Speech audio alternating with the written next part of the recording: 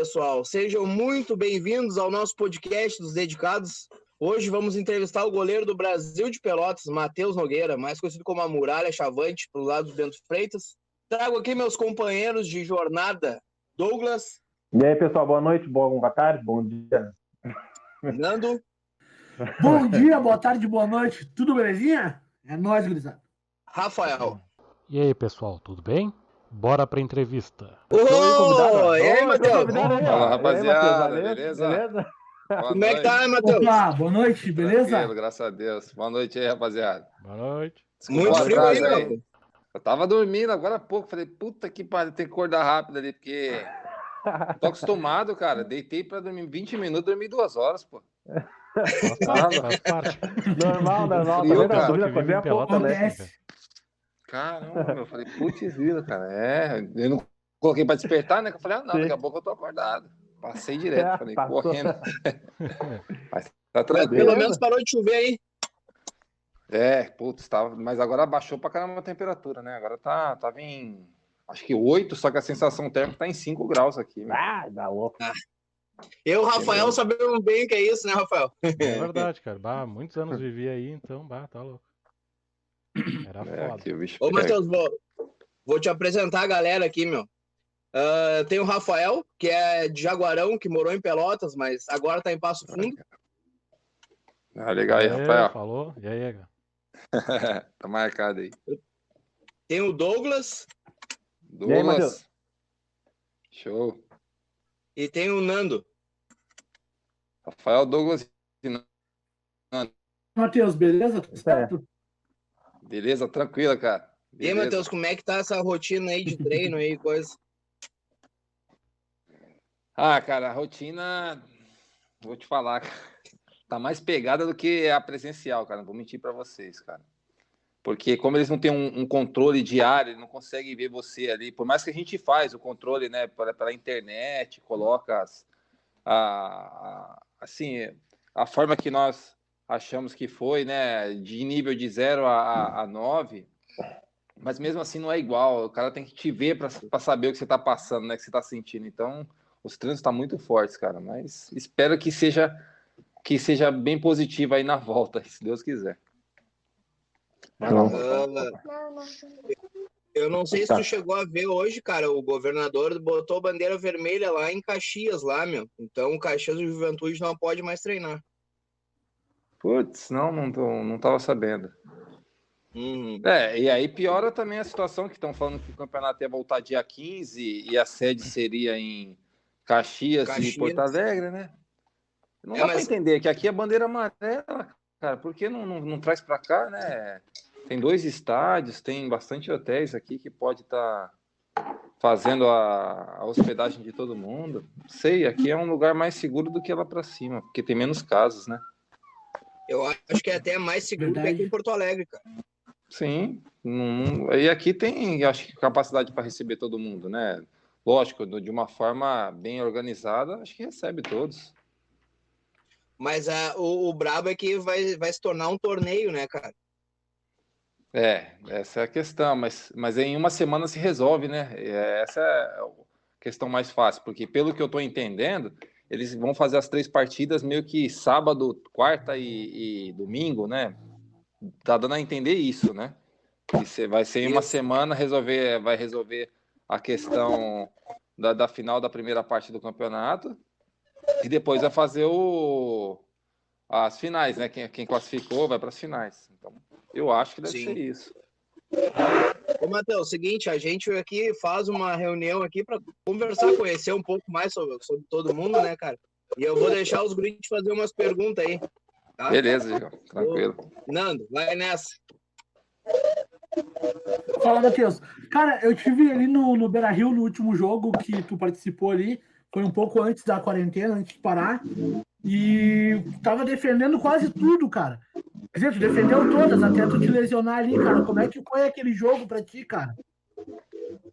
Nando, foi, assim, é complicado, né, falar. Era um jogo que eu tava bem seguro, bem tranquilo, de pelo menos um resultado, um empate. Eu tava muito tranquilo, ainda mais quando começou o segundo tempo, a equipe do Inter ela viu que não estava dando certo, aquele estilo de só nos atacar, ela começou a ir para uma bola só, que seria um cruzamento, que era o que a gente queria. Porque, assim, pelo menos até eu dentro de campo era o que eu sentia que seria o melhor para a gente. Uma bola cruzada, porque o posicionamento ali que eu estava querendo adquirir para essa segunda etapa de cruzamento seria favorável a nós, né? E, infelizmente, aconteceu aquela lesão e muda muita coisa, né? Quando a gente acaba se lesionando, porque a equipe está acostumada com o meu estilo de jogo e, de repente, o Rafa entra e até ele se acostumar ali, ainda mais com uma equipe do tamanho do Inter, né? A equipe grande se aproveita disso também, né? Que sabe que é uma troca de goleiro, não é uma troca de jogador de linha. E goleiro é meio complicado. As trocas normalmente são um pouco mais difíceis de adaptação, assim, imediata, né? Mas foi um jogo, assim, que eu estava muito tranquilo e acreditando que ia sair pelo menos com um ponto de lá de dentro, que seria muito importante, né? Sim, foi num lance com o Galhardo, né?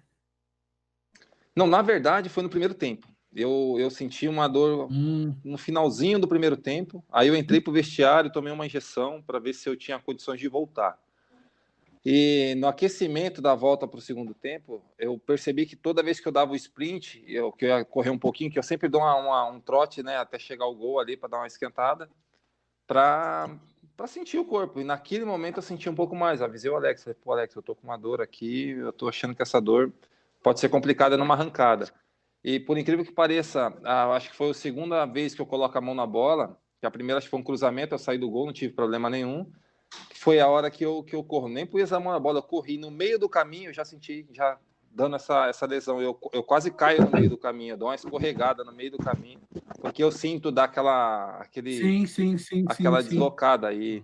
Como eu estava no meio do caminho, eu falei, eu não vou perder aqui, vai que o cara faz o gol ali. Na minha intenção era tirar a bola, mas eu já estava com uma perna só já praticamente, aí eu não aguentei mais. Eu até pensei em voltar, porque eu estava achando que era uma cãibra inicial. Eu nunca tive lesão, né? Minhas lesões eu tive 2 na panturrilha durante a carreira inteira. Então não sou tão assim experiente em lesão, né? Graças a Deus é uma experiência que eu tenho bem pouca na minha carreira. Então eu fiquei assim em dúvidas, caramba, será que eu tô com lesão ou não tô? Aí os caras começaram a falar, não, sai, que tem jogo quarta. Eu saí naquela expectativa de que eu ia aguentar jogar na quarta, né? O jogo acho que foi até pra quinta. Na quinta, e eu tava certeza, falei, vou jogar. Só que na hora que eu cheguei no banco, eu não conseguia mais levantar. Eu falei, puta, machuquei de verdade. Então, não foi fácil ali. Douglas.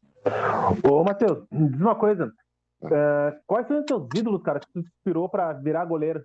Que eu gostava de jogar no gol, né? E eu inspirava muito goleiros dos anos 90. O André, o Tafarel, o Palhuca, o Marcos, o Ronaldo, o Veloso. Cara, qual é o goleiro que te inspirou a seguir na profissão, né?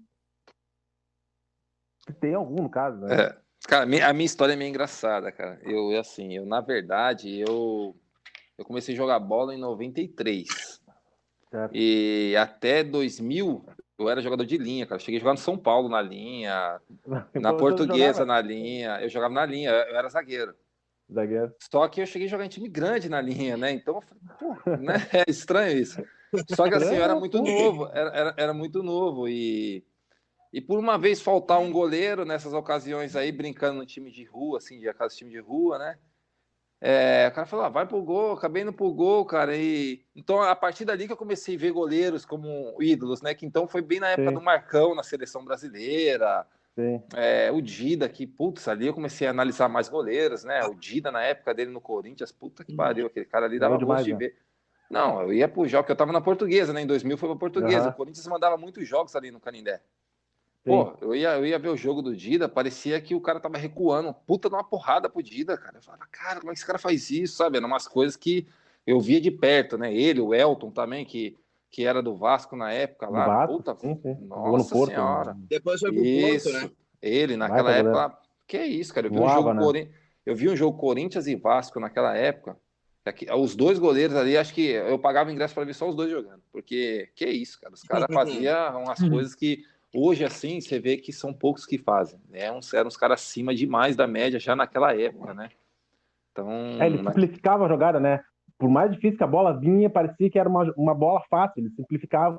E nessa de simplificar, ele matava o atacante, né? O atacante, pô, dá um foguete no ângulo. O cara só estica o braço, simplifica a defesa, bota o atacante lá embaixo, né? Então, Ali. beleza, então foi por acidente que o senhor parar no gol, então. Por uma questão competitiva, por incrível que pareça. Acho que Sim. foi aquele negócio.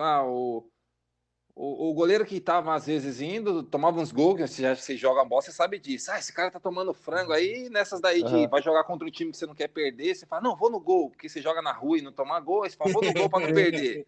Aí nessa eu fui pegando um gosto e essa oportunidade de ir no gol, porque um faltou, apareceu e o cara que estava assistindo gostou, falou se eu queria fazer um teste na Portuguesa. E eu nem levei a sério esse teste, né, cara? Falei, tá de sacanagem fazer teste de goleiro. Não sou goleiro, não, pô. Acabei ficando. Então aí foi embora a partir de então, né? Mas foi engraçada a minha transição. Legal. Diferente isso, né? Diferente, né? Tu começou no Pão de Açúcar, junto com o Everton? Não, eu já estava no profissional. Eu comecei na Portuguesa de Esportes, na verdade, né? Comecei lá, a Portuguesa era time grandaço, né? Na Luz, era time grande, primeira divisão. Na época que tinha. O Zagallo estava saindo de lá na época que eu cheguei. Era o quinto maior time de São Paulo. Era um time que todo mundo queria estar lá presente, né? Eu lembro que, cara, é uma sensação diferente até para contar para as pessoas, que você às vezes joga em times menores. Às vezes você não tem essa experiência. Lá é assim, você realmente tem que matar um leão todo dia. Porque você compete com goleiros que chegam todos os dias. É o ano inteiro você competindo. Então, assim, hoje você está jogando, amanhã chega um cara muito bom, você tem que competir com ele, e depois da manhã tem outro, e assim, todos os times grandes, assim, acontece isso, né? Você nunca está tranquilo na posição quando você está numa base, porque todo dia chega alguém melhor que você, ou no mesmo nível, e você tem que competir sempre. Isso foi uma experiência muito bacana para mim, né? Ainda mais no começo, que eu estava começando como goleiro também, né? Aprendi tudo na Portuguesa. E naquela época... Vai lá, Matheus, vai lá, Diego. Não, vai, Douglas. Não, eu ia te perguntar quem era os goleiros que estavam na Portuguesa na época que tu foi pra lá. Acho que quando eu cheguei lá era o Carlos Germano, o Fabiano. Fabiano, sim, o Fabiano não me lembro. Fabiano não me lembro. Baita goleiro, Fabiano. O Germano também, o Germano tava vindo do Vasco, né? O Germano saiu do Vasco. Não, ele saiu do Santos. Ele tinha saído do Santos na época. Ele tinha saído do Santos. Ele tava de empréstimo até na Portuguesa. Pô, foi até engraçado. Você assistiu um jogo lá, Santos e Portuguesa.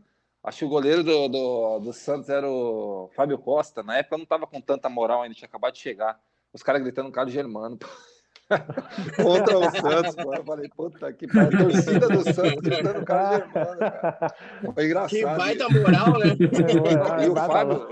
E o Fábio é um cara meio bravo, né, cara? Desde aquela época ele era novinho na época até, mas ele já era um cara com aquela personalidade muito forte. Ele puto com a torcida, mano. Você via que ele não aceitou legal isso, né? Porra, eu sou goleiro, você vai gritar o nome do outro? Foi um negócio engraçado. O jogo foi lá no Canindé, esse jogo, então acabei assistindo isso. Que foi a época que eu tava analisando mais os goleiros, né? Então eu via as atitudes e tal, mas Trejeito do goleiro, não, legal. Show de bola. Mas hoje a Portuguesa não disputa nenhuma série, né, Matheus? Eu não sei se ela está classificada para a Série D. Eu acho que não. Acho que esse ano ela está só na Copa Paulista. Eu acompanho o Nicola, o comentarista, que ele é torcedor fanático da Portuguesa, o Nicola. E a Portuguesa hoje não disputa série nenhuma. Série nenhuma. Referente a brasileiro, assim, série nenhuma. Sabe? Então, os caras são tipo quase triste, amador, sempre profissional. Sabe? O Canindé é todo detonado, sem ganhado, sendo penhorado, leiloado, né? Então, a Portuguesa meio que desapareceu. Infelizmente, as más administrações, né, os interesses individuais, não é nem pelo clube, ali teve muito isso. Acho que naquele ano que a Portuguesa caiu, na situação do Everton lá, jogaram toda a culpa pro jogador, e desculpa, eu sou jogador, eu não tenho obrigação de ficar indo atrás de punições, eu tenho que estar preparado para jogar. Então, se o clube falar, Matheus, você vai jogar, eu tô indo pro jogo. Ninguém dá a camisa pro cara e fala assim, entra. Você só entra se o clube autorizar você entrar. Sim, então, claro, todo mundo culpou o cara, sendo que o cara tá num time de primeira divisão, que tem uma porrada de advogado para ir atrás de punição, que tem um monte da comissão técnica para procurar saber se o cara tá livre ou não. E antes de todas as partidas, quando você coloca o seu nome na súmula, aparece se você tá em condições ou não de jogo. Isso desde aquela época. Isso aparece desde aquela época, então não vem culpar o jogador. Eu que jogo, eu fiquei pensando, quase acabaram com a carreira, ou acabaram com a carreira do cara, porque ele tá acho que acabaram. Ele deu uma a carreira do entrevista, cara. hoje é sábado, ele deu uma entrevista pro Nicola, foi segunda-feira, ele falando que não joga mais futebol. Depois daquele dia, ele jogou em alguns clubes, mas largou futebol. Quem era a família que estava à frente da Portuguesa na época era a família da Lupo, né? Daquela Lupo, meia, esporte. Não. É Manuel da Lupa o nome do... Isso, o Manuel da Lupa, isso, presidente da Lupa. da Portuguesa. Ele não tem nenhum tá relacionamento à Lupa, não. Eu achei que tivesse. E o Everton falou que depois que foi da Portuguesa, ele foi mais em 2 times ali. Ele continuou ativo, falou: se algum time procurar, beleza, mas ninguém depois daquilo lá procurou ele. O nível. Né? O nível isso foi em 2013, assim, né, cara? 2013. Então, isso daí, o que acontece? Você, como um diretor, você, como um torcedor, ou você, como qualquer outra pessoa, o que você associa? Que ele ganhou algum dinheiro para aceitar essa condição. Porque fica muito mais fácil você culpar um atleta do que você culpar um diretor, porque um diretor ele vai te processar, porque ele vai querer provas e não sei o quê. Um jogador escuta, ele está acostumado com crítica. Ele entra aqui, sai aqui, pronto. Agora um diretor, um presidente, ele sabe se proteger melhor que um atleta. E eu acho que o Everton não sabia o tamanho do problema que ele ia encarar durante esse problema que estava acontecendo na carreira dele. Até porque você vê o nível que o cara está na primeira divisão, por mais que ele caiu para uma segunda divisão, depois dali você não viu o Everton jogar mais em primeira divisão. E era um jogador de primeira divisão. Nós estamos falando de um cara que vinha disputando seguidamente a primeira. Então você vê que é um caso muito triste, né, cara, de um companheiro aí que infelizmente foi pego. Né? Eu não vou julgar todos, eu também não sei qual que é a situação que ele se encaixa também no problema, né? Não posso fazer julgamento, mas eu acho que se realmente todos estivessem fazendo o seu trabalho, não tinha acontecido isso na Portuguesa. Rafael? Com certeza. Bom, em época de pandemia, né? Claro, tu falou agora que tu tá trabalhando mais do que trabalhar no clube. Como é que tá sendo a preparação psicológica do atleta aí, nessa época aí, para voltar aos gramados agora? Essa é uma questão bem importante que poucas pessoas lembram, né? Acho que até conversando ontem com o Diego à noite, ele tinha bater um papo sobre isso, coisa legal, bacana. Só que assim, é uma questão que eu consigo tratar bem individual isso em mim, porque eu sempre fui uma pessoa que me preocupei com isso, né? Sim. Então eu tento me desligar um pouco em notícias de TV, notícias de internet, eu sou bem desligado. Eu tenho uns colegas aí, principalmente o Diego, que me manda as notícias aí, que eu não vou mentir para você, eu sei as coisas mais por ele mesmo, é verdade, cara. Não porque eu não procuro também, porque aqui eles não passam pra gente praticamente nada, né? Ou melhor, nada, não passa nada. Eu fico sabendo primeiro pelo Diego, aí de repente dá uns 2, 3 dias, alguém no nosso grupo também, de jogadores, fica sabendo e repassa a informação, mas ela nunca é direta pra gente. Então, assim, eu tento durante esse período, além dos treinos, tá escutando alguns vídeos bacanas que elevam a nossa motivação e acreditando que o quanto antes vai voltar, e quando voltar você está bem competitivo, né? Tem exemplos aí de pessoas que voltaram aí, o professor até hoje numa reunião que nós tivemos aí online, né? Que a gente também faz uns treinos táticos online. Sim. E ele falou, ele colocou uma situação de um jogador, acho que é do Arsenal, não me lembro, acho que é do Arsenal.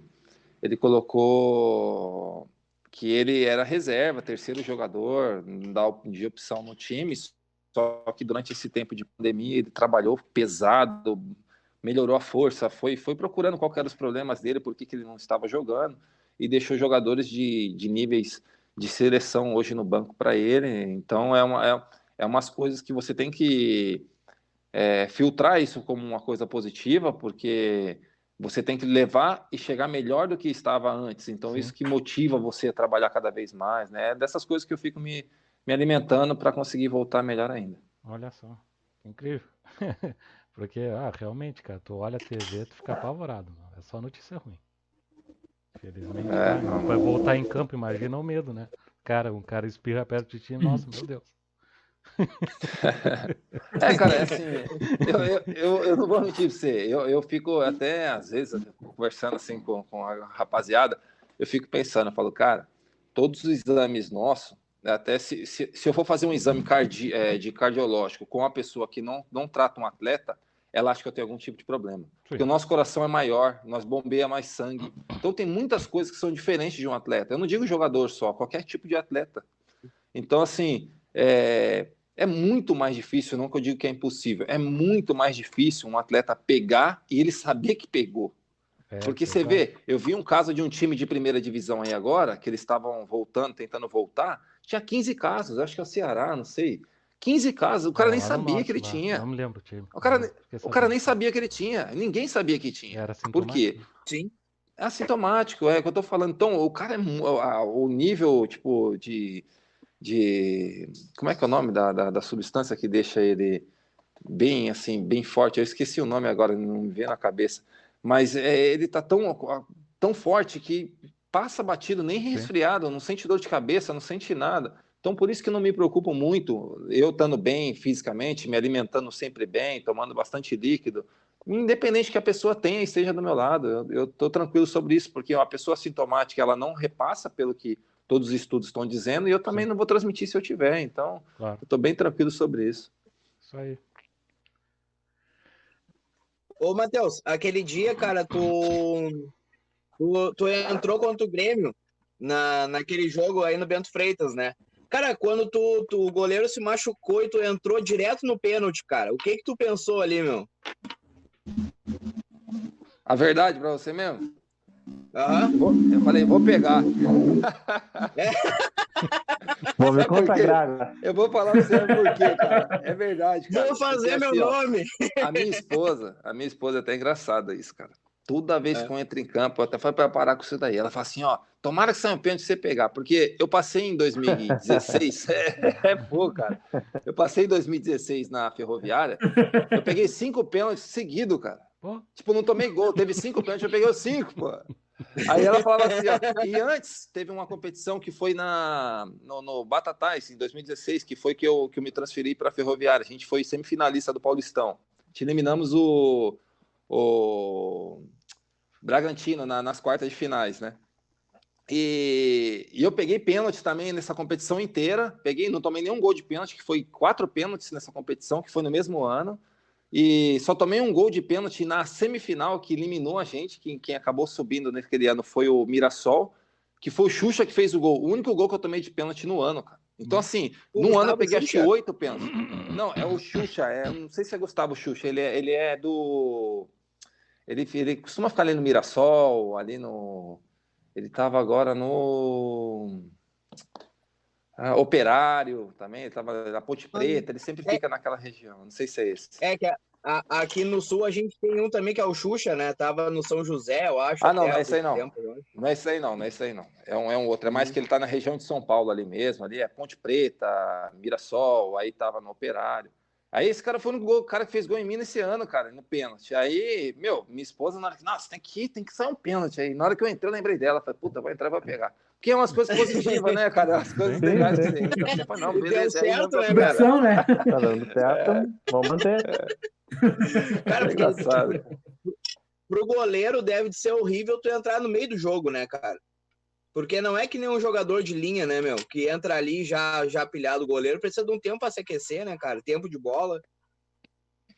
Assim, cada goleiro tem uma estratégia, um pensamento e uma forma, né? Eu sou um cara que, independente se eu tô jogando ou não, eu estudo o adversário da mesma forma que eu fosse jogar e jogo o jogo no banco, por incrível que pareça, cara. Tem gente que nem gosta de ficar do meu lado. Como assim você joga o jogo no banco? É assim, a bola tá no outro lado, eu tô orientando. Fecha, não sei o quê, eu sei que ela não tá nem me escutando, mas eu tô no jogo. Porque quando que precisar de mim ali, eu tô no jogo.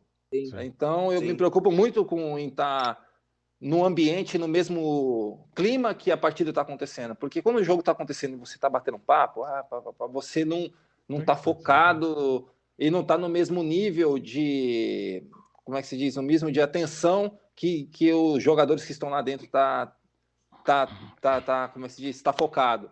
Então, quando você entra, se você não entrar no mesmo nível, se você não entrar na mesma sintonia, você vai demorar para adquirir aquela condição e aquilo pode dar algum problema, principalmente para você, goleiro. Então, eu analiso bastante a forma que meu time está defendendo no momento, se eles estão com segurança ali atrás, se eu tiver que entrar, eu vou tirar o time um pouco mais, eu vou trazer um pouco, porque eu tenho esse poder de orientação de colocar o time um pouco mais para frente e eu trazer um pouco mais para trás. Então, eu me preocupo bastante em se eu entrar, se eu não estiver jogando, no caso, movimentar e posicionar de uma forma melhor do que esteja. Então eu tenho que ficar sempre atento, e eu costumo ficar sempre atento nas partidas quando eu não estou jogando. Show. Douglas. Ô, Matheus, qual foi a partida mais top que tu realizou na tua carreira? A partida que tu torceu, essa partida, o nome é Matheus. Teus colegas vão lembrar daquela partida, referente àquela partida. Cara, não eu não costumo avaliar assim uma partida só, né? Mas tem uma que ficou um pouco marcada, porque assim, eu não vou mentir. Em São Paulo existe duas torcidas.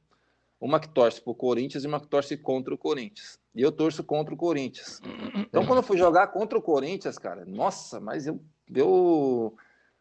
dei a vida no jogo mais do que o normal. Tipo, naquele negócio de você falar assim, mano, contra o Corinthians, os caras é muito chato do Corinthians, sabe? Aquele negócio que te irrita mesmo, do cara ser chato do Corinthians.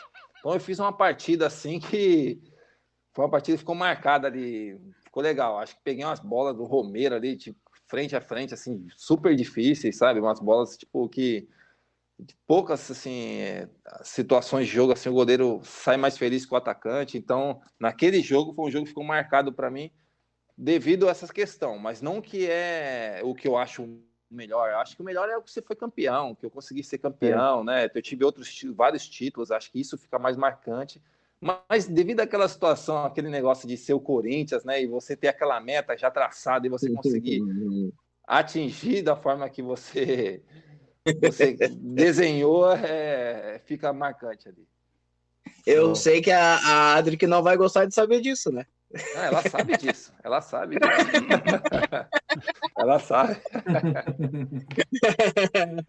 Minha esposa é corintiana fanática, ela fica doida. Vai lá, Nando. Cara, falando aí de Corinthians e torcida, cara, qual é a torcida que mais te amedrontou, assim, um jogo, te metendo pressão, falando ali por trás, ali da goleira, falando alguma coisa, qual que mais te deixou mais tenso? Cara, a palavra amedrontou é uma palavra assim que todo mundo sabe que todo ser humano tem o medo. Só que eu sou aquele cara que vai com medo mesmo, né? Não tô nem aí. Tipo, vambora.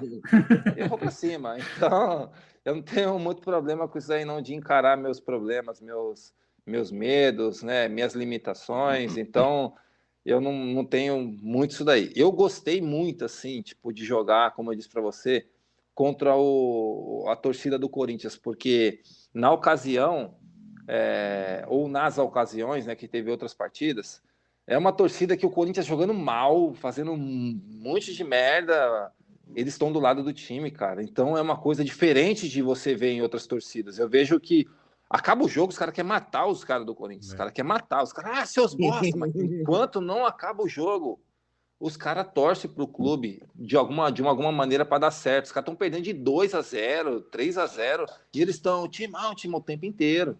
Então eu acho que isso daí é uma coisa diferente para um jogador que não se concentra, não mentaliza. Mas eu não consigo identificar uma torcida que me fez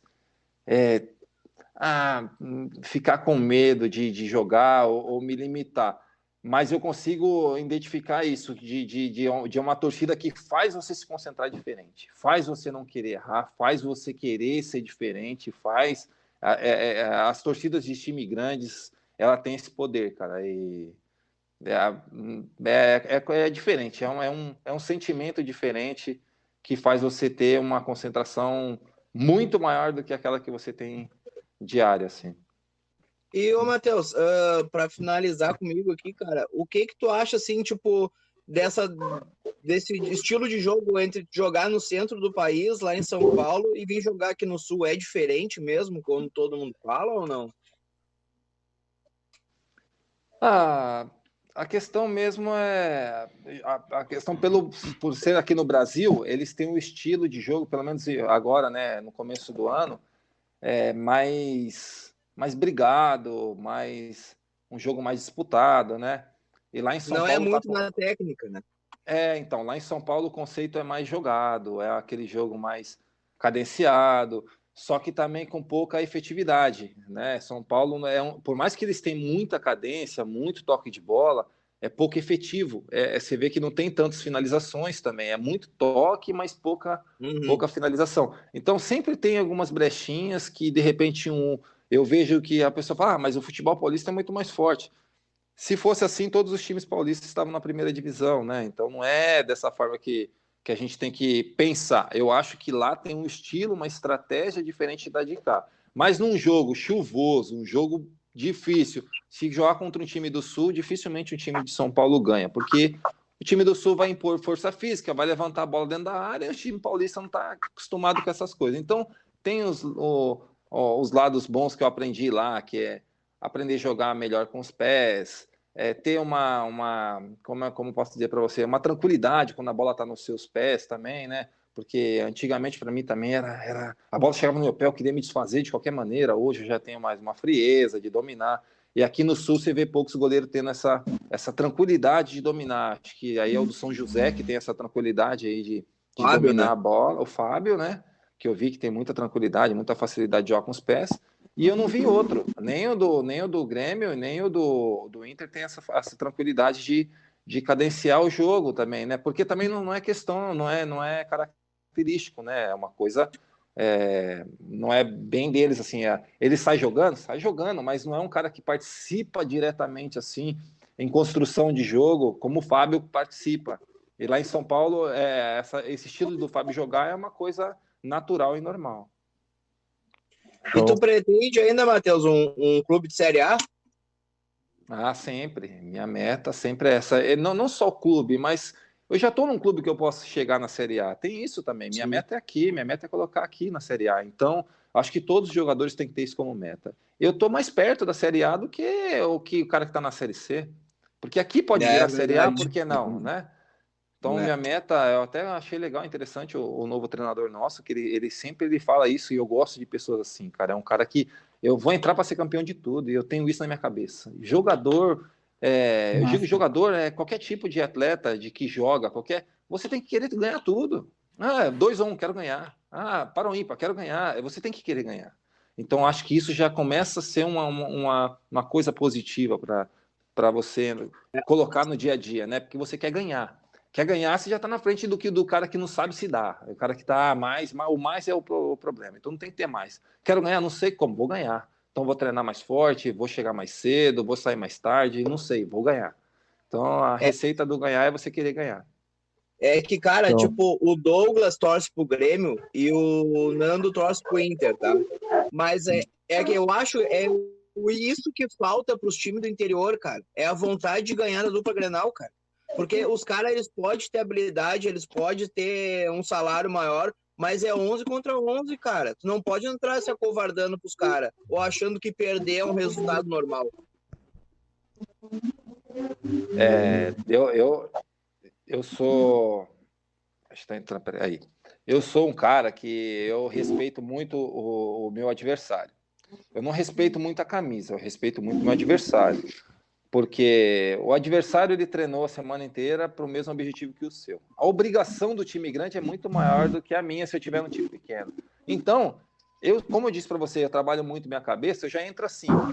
A responsabilidade é dele, meu irmão. Ele tá morto para fazer gol em mim. Ele vai se matar para fazer gol em mim. Não vai ser fácil ele fazer gol em mim. Então, diferente de outras pessoas que falam, desculpa o palavrão, mas fudeu, vamos pegar o Inter. Para mim, não. Para mim, ferrou para eles. Eles vão pegar vai ter que fazer gol em mim. Então, né? Eu penso assim. Eu sou uma pessoa que eu consigo fazer isso me motivar. Ao contrário, porque eles imaginam. Hoje, graças a Deus, eu posso falar. Eu sou o goleiro menos vazado do Gauchão, ou um dos menos. Porque eu tomei 2 gols no campeonato inteiro.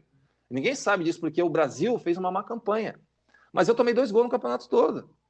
Então, assim, eu fiz 6 partidas num campeonato que eu tomei 2 gols. O time jogou 8 partidas. Então, você vê que eu entro de uma forma e contra grande, contra pequeno, ferrou pros caras. Os caras vão ter que fazer gol. Os caras estão ferrados para fazer gol. Vixe, vai se vira. O problema é deles, eu não quero saber. E às vezes até incomoda um pouco alguns jogadores, porque eu externo isso, tá? Não é uma coisa que fica só para mim. Eu falo isso. Eu estudo o adversário e falo, ó, o Novo Hamburgo não fez gol em ninguém. Não vai fazer gol em mim, tá de sacanagem? Não fez gol em ninguém, vou tomar gol do Novo Hamburgo? Não é que eu tô faltando com respeito com eles, mas eu tô mostrando pro nosso time que a gente tem obrigação de ganhar do Novo Hamburgo e não tomar gol. Porque isso tem que ser responsabilidade nossa. Isso a gente tem que entrar no campo pensando nisso. Porque se você pensar nisso, você se concentra muito mais. Então, não é que eu estou falando que o Novo Hamburgo é um time inferior, ou que é um time... Não, eu estou falando que o Brasil é o Brasil, a obrigação é nossa. Além, abaixo de Grêmio e Inter, com todo respeito ao Juventude também, que é uma grande equipe, está na Série B, mas é o Brasil que é a bola da vez. Que está mais tempo na Série B aí com consequência. Então, a obrigação é nossa. A obrigação é nossa, e eu sinto que isso tem que ser levado em todos os jogos. Né? Agora, quando é contra o Inter, aí eu já mudo a chave. Eu falo assim, ó, se vira Inter, vai ter que fazer igual em mim, irmão. Ou agora o Grêmio vai, se vira o Grêmio. É assim que funciona. Eu penso assim. E o Brasil está conseguindo se manter na Série B, né, dia a dia. Exatamente. E agora a obrigação é nossa, né? E a obrigação é nossa agora, como eu disse para você. E o bom que, além de pensar em manter, o treinador já tem um pensamento diferente hoje. Ele já veio com o pensamento de chegar, ser campeão, buscar as 4 vagas. Porque eu acho que, você não pode objetivar uma coisa pequena de cara. Você não é, porque se você for pequeno, você vai ser pequeno. E se você só enfrentar grande, não tem espaço para pequeno. Porque você ser grande não é você estar em time grande, é você ser grande. Você tem que ser grande. A questão de você estar em time grande ou não é uma consequência. Porque a Chapecoense, antes do acidente, era um time pequeno. Chapecoense antes do acidente ninguém lembrava, sabia quem era Chapecoense. Hoje a Chapecoense ela está entre os 5, 6 aí maiores de arrecadadores de patrocinadores, porque todo mundo conhece a Chapecoense no Brasil e fora por causa de um acidente. Então o futebol ele é meio assim, do nada acontecem as coisas. E o Brasil, por que não pode ser uma potência também aí por um feito inédito e uma sequência de campeonatos bons. Então eu tenho isso como convicção também que o ser grande é a parte do jogador. E aí é uma consequência das coisas que vão acontecer do campeonato, né? Cara, primeiro eu queria dizer que, muito obrigado por esse teu tempo aí com nós. Isso foi uma aula. Isso aí não foi uma entrevista, hoje foi uma aula, cara. É isso. A gente aprendeu muito contigo, cara. Cara, e a saideira, a gente sempre deixa pro Rafael fazer a pergunta da saideira, que ele perguntou pro Everton já, ele já mandou perguntando pros caras. Então eu vou passar a bola para ele. Bom, é o seguinte, cara, tu é um ser humano como qualquer outro, nós, né, cara? Tipo, cara, aquele jogo bem nervoso ali, cara, já te deu uma dor de barriga, aquela vontade de cagar imensa no meio de um jogo, assim, cara, que, tipo, puta merda, eu vou me cagar se eu não sair daqui, meu. Já passou por uma situação parecida? Já, cara, já passei. Nossa. Aí, o Everton não passou, cara. O Everton não passou. Disse que não. Ele não quis falar, né? Não quis falar, mano. O que tu eu passei, fez mas sair não dessa foi situação? profissional, foi na base, cara. Eu saí do jogo, não tinha como. Eu passei mal e tive que sair do jogo. Porque não pode voltar, né? Sim. No meio da partida. E aí eu falei, mesmo o goleiro sendo o único cara. Mesmo o goleiro tendo aquela prerrogativa de poder parar o jogo para ser atendido, não deu para parar o jogo para tu poder ir lá no banheiro fazer a necessidade de voltar? Você pode parar, mas não pode sair do campo. Se sair do campo, tem que entrar outro. Sim, porque foi numa semifinal, se eu não me engano, foi na Portuguesa. Foi na semifinal, mas eu tinha uns 14, 15 anos, eu acho. Eu lembro até o jogo contra o Palmeiras, cara. Você acredita? Primeiro tempo, eu barriga, falei, foi valendo um campeonato ali e passei mal, falei, não dá, o cara não dá assim, eu falei, não dá, e caí no chão, alguém foi minha barriga, aí tinha que sair, cara, é engraçado, a situação engraçada, mas aconteceu, é fogo. Show de bola. Acontece, merda. Pô, então tá, cara, muito obrigado aí, Matheus, valeu mesmo, cara, muito obrigado aí, deixa os valeu você, aí. Valeu, Matheus. Muito obrigado por tudo aí, cara. Sucesso pra ti, cara. Valeu, obrigado a vocês, cara, pelo convite. Próxima vez que precisar também, quiser fazer, pode chamar aí, que vai ser um prazer bater um papo com a galera aí. Show, da minha parte. Valeu, Matheus. Obrigado, cara. E rumo à Série A. Valeu, cara.